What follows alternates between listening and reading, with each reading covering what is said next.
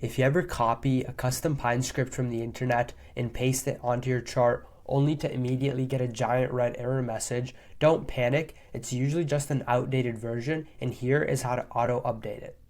Make sure you're on your Pine editor panel and then look at the very first couple of lines of the code.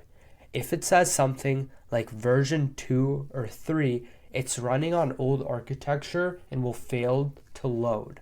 As you can see right now, we're on the new version, version 5.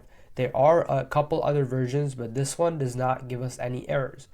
But instead of trying to manually rewrite the code yourself, if you were on version 2 or 3, look at the top right corner of the Pine editor panel. Click the more icon, the 3 little dots. All you have to do is click the convert button that will be here if you're on version 2 or 3. TradingView will instantly scan the entire script and automatically rewrite the outdated syntax to match the modern coding language. TradingView's auto converter can only jump one version at a time.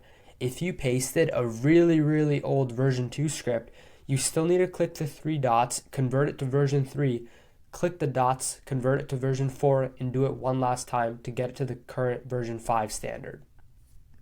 Have a great day, guys.